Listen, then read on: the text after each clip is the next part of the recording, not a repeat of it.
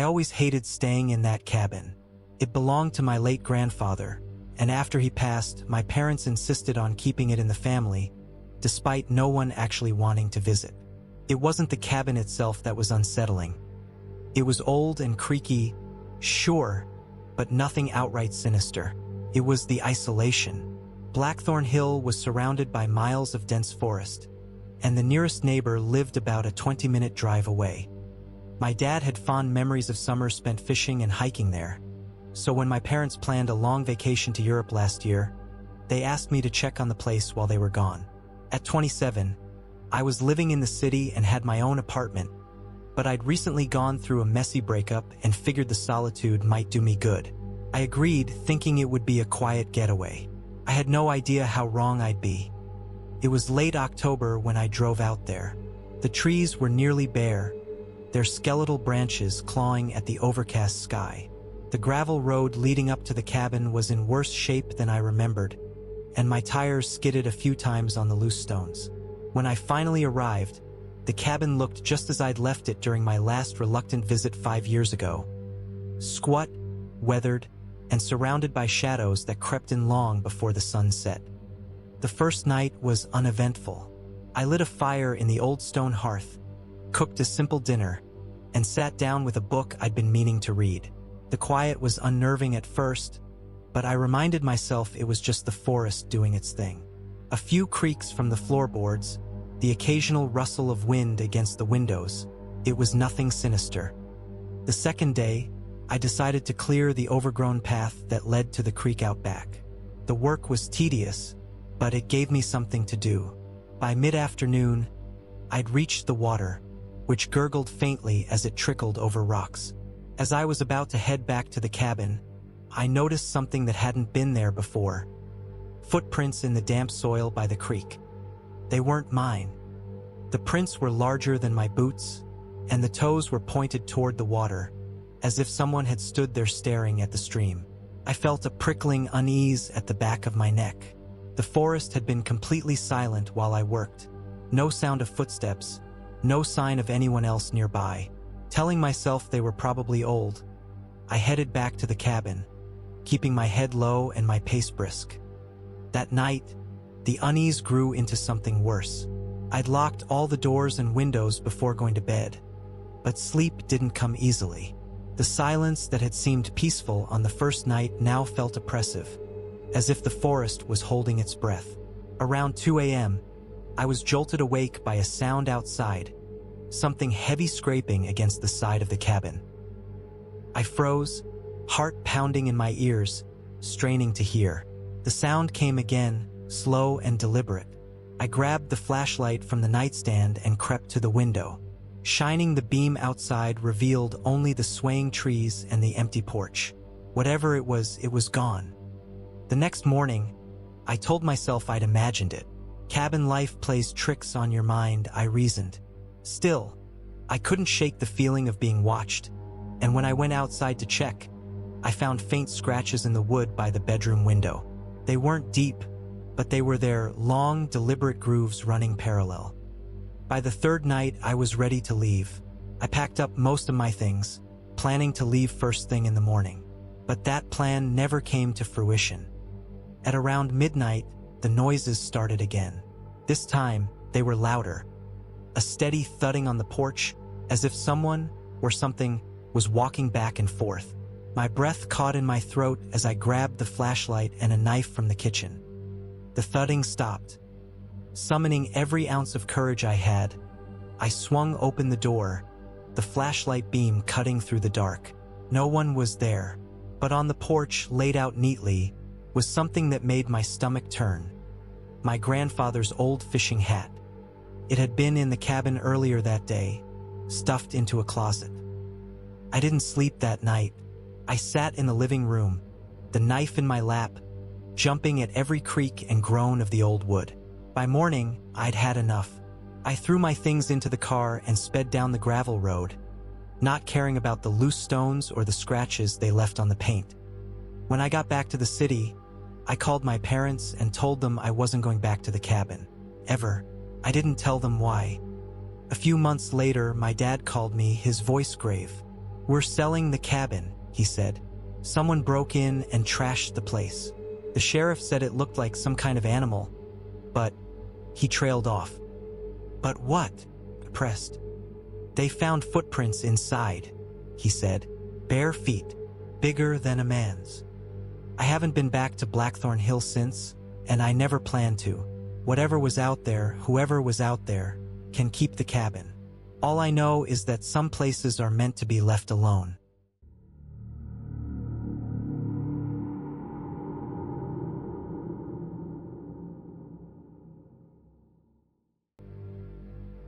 I've always been a skeptic when it comes to unexplained phenomena. I don't believe in ghosts, UFOs, or Bigfoot.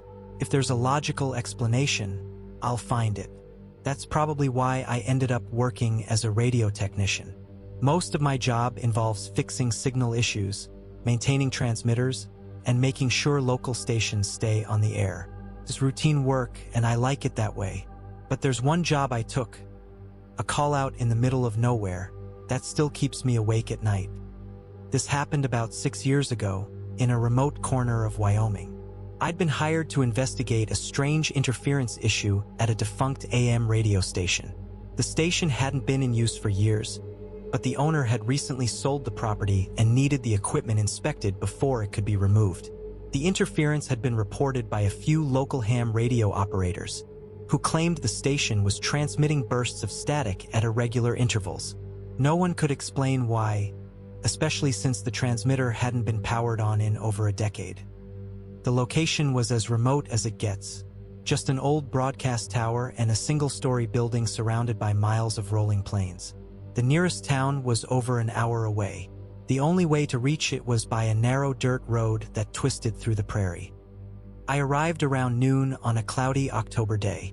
The wind was sharp, carrying the faint smell of rain. The building was exactly what I expected.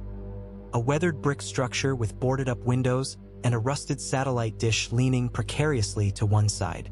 The broadcast tower loomed above it, skeletal and menacing against the gray sky. Inside, the air was musty, thick with the scent of mildew and stale paper. The main room housed the old equipment. Rows of dusty consoles, dials, and switches that hadn't been touched in years. I set up my tools and started running diagnostics. First, everything seemed normal. The transmitter was completely powered down, just as the owner had said. The interference had to be coming from something else, maybe a nearby power line or an amateur radio setup gone awry. I spent hours checking the circuits, cables, and antenna connections. Everything was as it should be. Around 4 p.m., I was ready to pack it in. The sun was starting to dip, and I didn't want to be stuck driving that dirt road in the dark. But as I was coiling up my cables, I heard it, a faint burst of static coming from one of the old speakers. I froze, my hands hovering over the console. The static crackled again, louder this time, followed by a series of faint, rhythmic beeps. It was a signal, no doubt about it, but the equipment wasn't even on. My first thought was that someone nearby was broadcasting on the same frequency. It wouldn't have been the first time an old transmitter picked up stray signals. I grabbed my frequency scanner and started tracking the source. To my surprise, it wasn't coming from outside. The signal was originating from the transmitter itself. I stared at the lifeless console, trying to make sense of what I was seeing. The transmitter had no power, no juice, no batteries, nothing. Yet the signal was unmistakable, a steady pulse that grew louder and more defined as I adjusted the receiver. Maybe there's a backup power source, I muttered to myself, though I knew it was unlikely. I dug deeper into the equipment, searching for anything that could explain the anomaly. That's when I found the logbook. It was an old, leather-bound journal tucked beneath one of the consoles. The pages were yellowed and brittle, filled with neat, handwritten notes. At first, it seemed like a standard maintenance log, dates, times, and technical details. But as I flipped through it, the entries grew stranger. Interference detected again at 3:47 a.m. One entry read, "Signal seems to originate from outside normal parameters." Another entry, dated a week later, "Signal strength increasing." pattern resembles Morse code, but translation is inconsistent. The final entry was scrawled hastily, the handwriting shaky. "Do not engage. Signal is not terrestrial. Leaving station immediately." My pulse quickened as I read those words. It had to be a joke, right?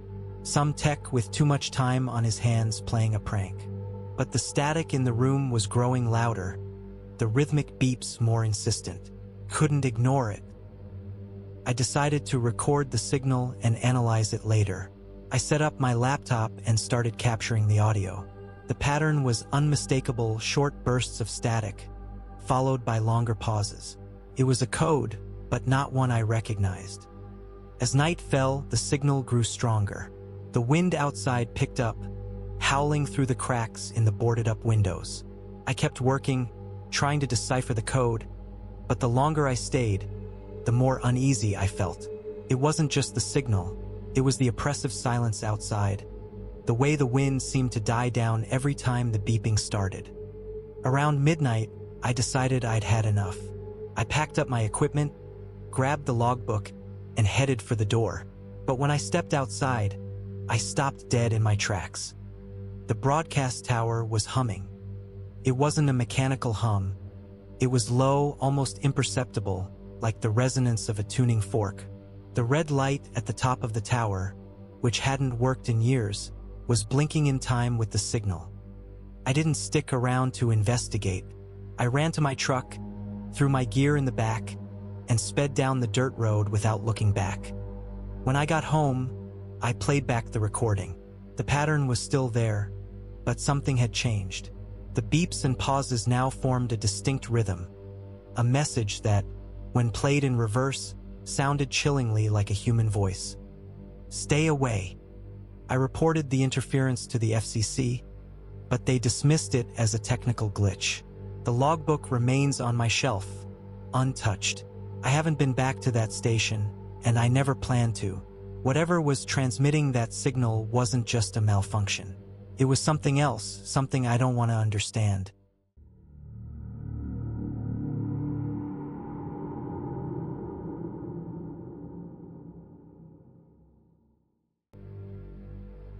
I never thought much about shortcuts. A few extra minutes saved on the road, maybe less traffic, nothing extraordinary. But there's one shortcut I'll never take again, not after what happened last summer. I was driving back from a work trip in northern Pennsylvania, heading home to Ohio. It had been a long week, and I was eager to get back to my wife and daughter. I left the hotel early in the morning, planning to make the drive in one long stretch. By the time evening rolled around, I was somewhere in rural eastern Ohio. The GPS on my phone had been acting up all day, constantly losing signal, and I was relying on memory and road signs to guide me. I just passed a small town, can't even remember the name, when I saw a sign for a detour. Route closed ahead, local traffic use Bramble Road. I groaned. The detour wasn't on my map, and I didn't recognize the name Bramble Road. But the thought of backtracking didn't appeal to me, and the sign seemed straightforward enough. I turned onto the narrow, unmarked road and continued driving. First, everything seemed fine. Bramble Road was quiet, winding through dense woods and small clearings. The pavement was cracked and overgrown in places, but I figured it was just an old rural route. The GPS still wasn't working, but I told myself I'd eventually hit another major highway. As the sun set, the road seemed to stretch endlessly. I hadn't seen another car or house for miles, and the trees on either side grew thicker, their branches arching overhead like a tunnel. The air felt heavier, and the temperature seemed to drop, even though it was the middle of July. I started to feel uneasy. Something about the road didn't sit right. The curves were sharper than they should have been, the straight stretches too long. It was as if the road was leading me somewhere, but I couldn't figure out where. An hour passed, maybe more, and I still hadn't reached an intersection or even a driveway. I glanced at my fuel gauge and felt a pang of anxiety. It was hovering just above empty. That's when I saw the headlights in my rearview mirror. First, I was relieved. Another car meant I wasn't completely alone out here. But as the vehicle got closer, I noticed something strange. The lights were bright, almost blinding, but I couldn't make out the shape of the car behind them. I slowed down to let it pass, but it didn't. The car stayed right behind me, its headlights glaring in my mirrors. I tried waving it around, even pulling to the side of the road, but the driver didn't budge. I pressed the gas pedal, picking up speed. The other car matched my pace, staying just a few feet behind. My heart started to race as the road grew narrower, the turns more frequent. I was driving faster than I should have been, but I couldn't shake the feeling that if I stopped, something bad would happen. Then the headlights disappeared. I glanced in the mirror, half expecting the car to be right on my bumper, but there was nothing, just darkness and the faint outline of the road behind me. I slowed down, my hands gripping the wheel so tightly they ached. The silence was oppressive, broken only by the hum of my engine and the occasional rustle of leaves in the wind. That's when I saw the figure. It was standing on the side of the road, just outside the beam of my headlights. At first, I thought it was a deer or maybe a tree stump, but as I got closer, I realized it was a person. A tall, thin man wearing what looked like an old-fashioned suit. He didn't move as I passed, didn't even look in my direction. He just stood there, perfectly still, his face obscured by shadows. My instinct screamed at me to keep driving, but curiosity got the better of me. I slowed down and rolled down my window. "Hey," I called out. "Are you okay? Do you need help?" No response. The man didn't so much as twitch. I couldn't even tell if he was breathing. Something about him felt wrong, off in a way I couldn't describe. I didn't wait for a second invitation. I rolled up the window and hit the gas. The image of that unmoving figure burned into my mind. A few minutes later, I saw lights ahead, a gas station at the side of the road. Relief washed over me as I pulled into the lot. The station looked old and run down, but it was open, and I needed fuel. I stepped out of the car, stretching my stiff legs, and walked inside to pay. The clerk was a middle-aged woman with tired eyes and a cigarette dangling from her lips. "Rough night?" she asked, her voice raspy. "Yeah, you could say that," I replied. "Do you know how far this road goes?" "Bramble Road, I think it's called." Her expression darkened. "Bramble Road? Honey, that road's been closed for years. It doesn't lead anywhere." I felt a chill run down my spine. "No, it's open. I've been driving on it for hours." She shook her head, her gaze steady. "That road's trouble. Locals don't go near it. You're lucky you made it here." I wanted to argue, to tell her she was wrong, but the look in her eyes stopped me. I filled up my tank in silence and got back on the road, using her directions to find the highway. When I finally made it home, it was well past midnight. My wife was waiting up for me, worried sick. I told her everything, though I left out the part about the man and the car. I didn't want to scare her. The next day, I tried looking up Bramble Road online. There were no maps, no records, nothing to suggest it even existed.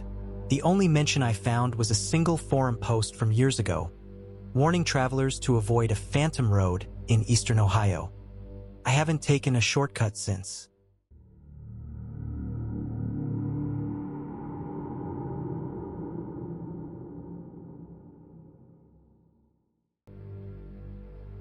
If I had known what was waiting for me on Black Hollow Ridge, I would have kept driving.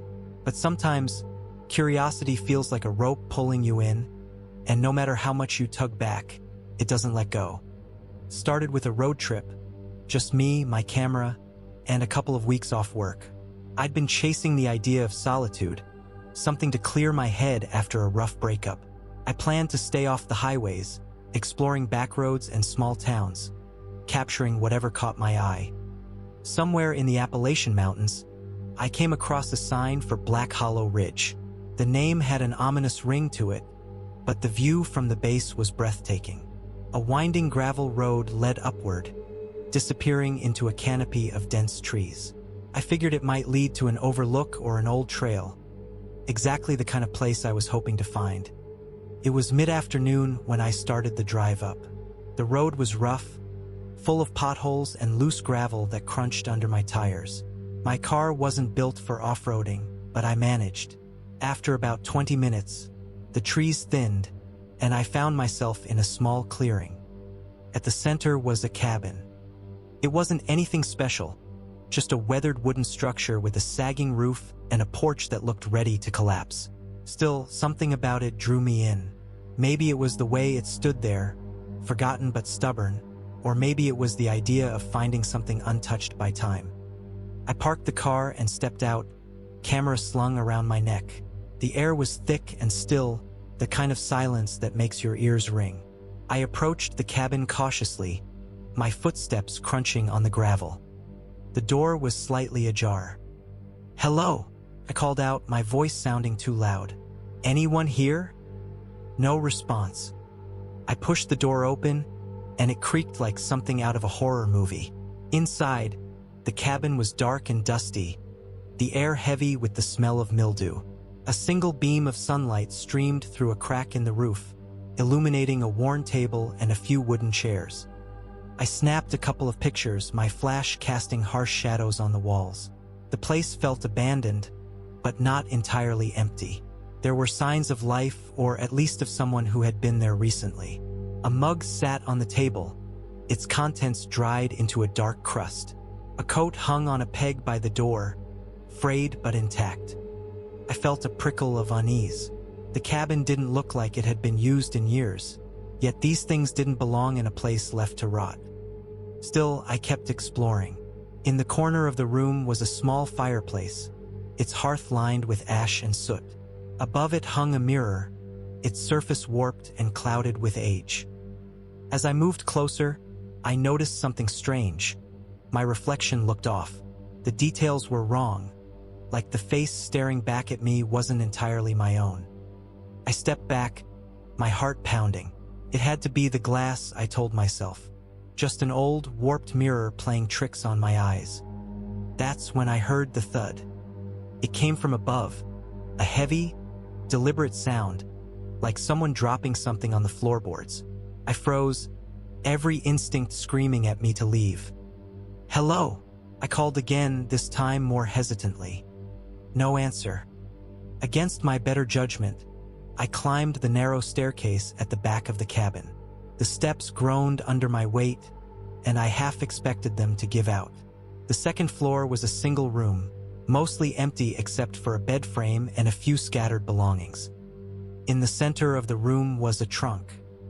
It was old and battered, the leather straps cracked and brittle.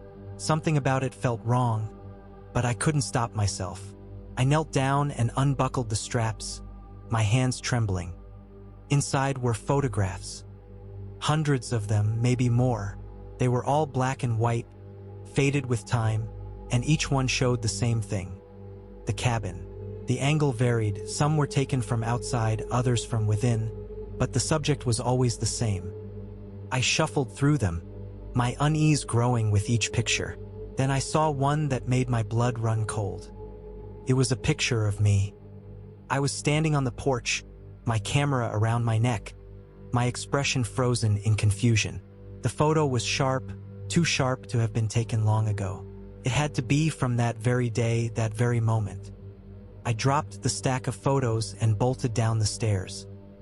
By the time I reached the front door, the sun was setting, casting long shadows across the clearing. I jumped into my car, slamming the door shut and starting the engine. As I backed out, my headlights swept across the cabin. Someone was standing in the doorway. I didn't stick around to see who or what it was. I sped down the gravel road, the tires skidding as I took the turns too fast. The trees closed in around me, their branches clawing at the car like hands. When I finally reached the main road, I didn't stop. I didn't even look back. That night, I checked the photos on my camera. Most of them were normal shots of the clearing, the cabin, the interior, but there was one I didn't remember taking. It was of the second floor room. In the corner, barely visible in the shadows, was the figure of a man. He was tall and thin, his face obscured, but his presence was unmistakable. I deleted the photo and tried to convince myself it was just a trick of the light, a coincidence.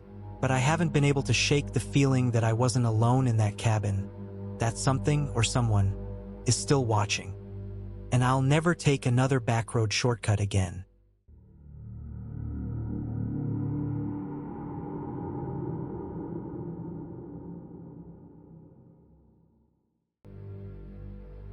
I've never liked living in houses with big windows, but the rental market being what it is, I didn't have much of a choice. The little bungalow was cheap, close to work, and nestled at the edge of a quiet suburban neighborhood in Ohio. It was one of those places where everything seemed too perfect. Trimmed lawns, tidy sidewalks, and neighbors who waved but never really stopped to chat. At first, I didn't mind the isolation. I just started a new job and spent most of my time unpacking, rearranging furniture, and getting used to the creaks and groans of the house. The first few nights were uneventful, aside from the occasional dog barking or distant hum of a passing car. Then, one evening, I noticed something odd. It was late, probably around 11 p.m. I'd been binge-watching some crime series, the kind that makes you double-check your locks before bed. I got up to grab a glass of water and paused by the kitchen window, which faced the backyard. That's when I saw it. A faint glint of light, like the reflection off a lens, coming from the tree line at the back of the property. It was gone as quickly as it appeared, leaving me staring into the darkness, unsure if I'd imagined it. I shook it off as nothing, maybe a firefly or a trick of the moonlight. Still, I couldn't shake the feeling that someone had been there, watching. The next day passed uneventfully. Work kept me busy, and by the time I got home, the unease from the night before had mostly faded. I even laughed at myself for getting spooked. But then it happened again. This time it was closer. I was in the living room, scrolling through my phone with the TV on in the background. Out of the corner of my eye, I saw movement near the large bay window that faced the street. I turned, expecting to see a neighbor walking their dog, or maybe some kids cutting through the yard. Instead, I saw nothing. The street was empty, the yard silent, but I knew something or someone had been there. I decided to start being more careful. I kept the curtains drawn, double-checked the locks, and even bought one of those motion-activated lights for the backyard. For a few nights, it seemed to work. Nothing unusual happened, and I started to think I'd just been paranoid. Until the knocking started. It was soft at first, barely audible over the hum of the refrigerator. I thought it was the house settling, or maybe a branch tapping against the siding. But as the nights went on, it grew louder, more deliberate. 3 knocks. Pause. 3 more knocks. It always came from the same spot. The kitchen window facing the backyard. I called the landlord, thinking it might be some animal messing with the house, but he brushed it off. Probably just squirrels, he said. Squirrels don't knock in patterns. One night, I decided to catch whoever or whatever was behind it. I turned off all the lights in the house, leaving only a small lamp in the living room, and waited. The first knock came at 10:47 p.m. 3 knocks. Pause. 3 more. I crept toward the kitchen, my heart pounding so loudly I was sure they'd hear it. I stayed low, peeking over the edge of the counter toward the window. There was nothing. Just the dark yard, the faint outline of the trees, and the glow of the motion-activated light. Then it turned off. The knocks came again, louder this time, and I swear I saw a shadow pass just beyond the glass. My breath caught in my throat as I reached for my phone to call the police. When they arrived, the yard was empty. The officer checked the tree line, shone his flashlight into the bushes, but found nothing. Could have been kids playing a prank, he said. Let us know if it happens again. It happened again. The next night, I woke up to the sound of my doorbell ringing. I checked my phone, 3:12 a.m. Who the hell rings a doorbell at 3 a.m.? I stayed in bed, my heart racing as the doorbell rang again. Then the knocking started, not just at the kitchen window but at the living room window, the front door, the back door, all at once. Felt like the house was under siege. I grabbed a flashlight and bolted toward the front door, ready to confront whoever was messing with me. But when I flung it open, there was no one there. Just the empty street, the faint hum of cicadas, and a single piece of paper taped to the door. It was a Polaroid photograph of me, sitting in my living room. The photo was recent. I was wearing the same clothes I'd worn earlier that evening. That's when I knew this wasn't just some prank. I didn't sleep that night. Instead, I packed a bag and left, checking into a motel an hour away. The next morning, I called the police again and gave them the photo. They promised to investigate, but I could tell they didn't believe me.